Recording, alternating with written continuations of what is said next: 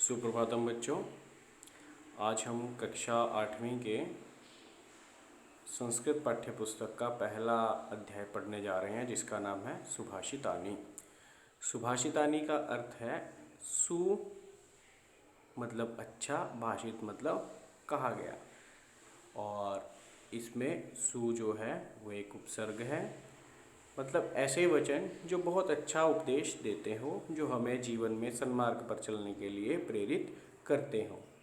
तो इस तरह की कुछ पुस्तकें संस्कृत में हमें मिलती हैं, जैसे कि सुक्ति मंजरी, नीति शतकम, मनुस्मृति, शिशुपाल वधम, पंचतंत्रम इत्यादि।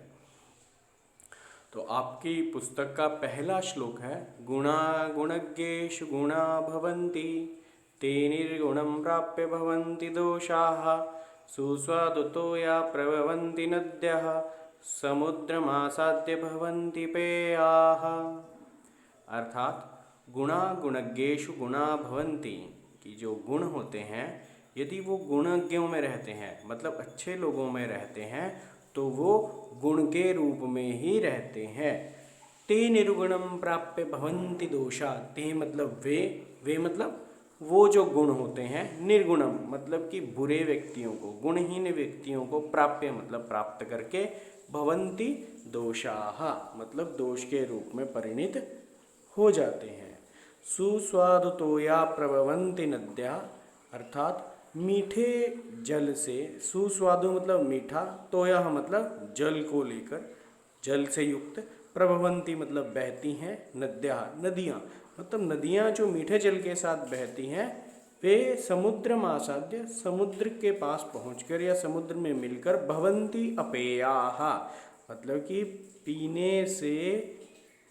पीने योग्य नहीं रहती हैं, पीने योग्य गुणों से रहित हो जाती हैं। अपेया मतलब जो पिया ना जा सके। भवन्त्यपेया को विच्छेद करोगे तो बनेगा भवन्ति अपेयाः, अर्थात कि गुण यदि अच्छे व्यक्ति में जाएंगे तो वो अच्छी तरह अपने स्वाभाविक रूप में रहेंगे, और अगर निर्गुणों में जाएंगे तो वो बिल्कुल क्या बन जाएंगे, दोष बन जाएंगे। जैसे यदि सांप को दूध पिलाया जाएगा तो वो जो दूध हमें सामान्य अपने स्वाभाविक रूप में ताकत देता है, हमारे लिए अच्छा भोजन सिद्ध होता है, वो सांप में बजाकर जहर बन जाता है।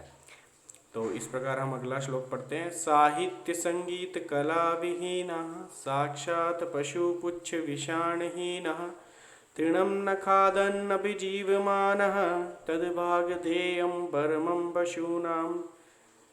ये बहुत अच्छा श्लोक है। इसका मतलब हम पढ़ते हैं। इस श्लोक में हमें इम्पोर्टेंस बताई गई है, महत्व बताया गया है कि साहित्य का, संगीत, कला आदि का क्या उपयोग है, क्या उसका महत्व है मानव जीवन में, कि साहित्य और संगीत और कला यानी आर्ट्स, इनसे जो विहीन मतलब इनसे जो रहित है व्यक्ति, वो क्या है, साक्षात पशु मतलब कि प्रत्यक्ष रूप से पशु के समान है।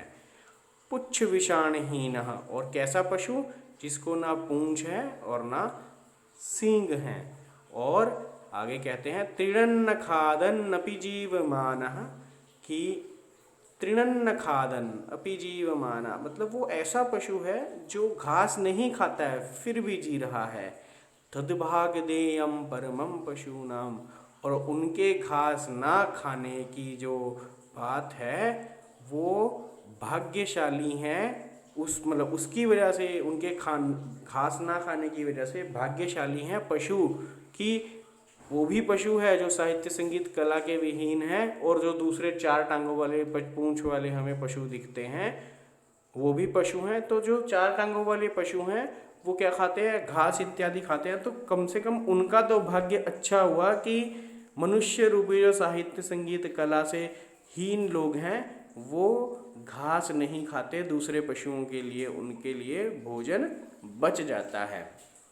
अगला श्लोक है लुब्धस्य नश्यति यशः पिशुनस्य मैत्री नष्टक्रियस्य कुलम् अर्थपरस्य धर्मः विद्याफलं व्यसनिनः कृपणस्य सौख्यं राज्यं प्रमत्त सचिवस्य नराधिपस्य।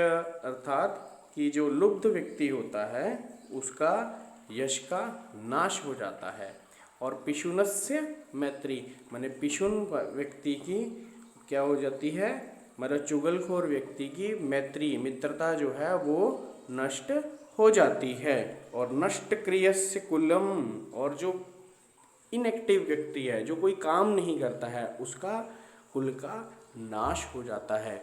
अर्थपरस्य धर्मः, और जो हमेशा पैसे के पीछे ही भागता है उसके धर्म का नाश हो जाता है। धर्म मतलब अच्छे गुणों का क्या हो जाता है, नाश हो जाता है।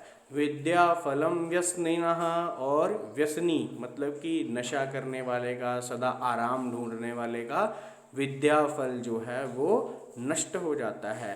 कृपणस्य सौख्यम, कृपण का अर्थ है कि जो किए हुए एहसान को ना मानता हो उसका क्या हो जाता है, सौख्य जो है, उसका सुख जो है वो नष्ट हो जाता है।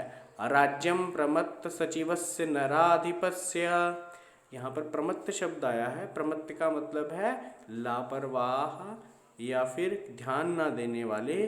सचिव वाला जो राजा होता है उसका राज्य भी नष्ट हो जाता है। तो इस प्रकार हमने पहले चैप्टर के 3 श्लोक कंप्लीट किए हैं।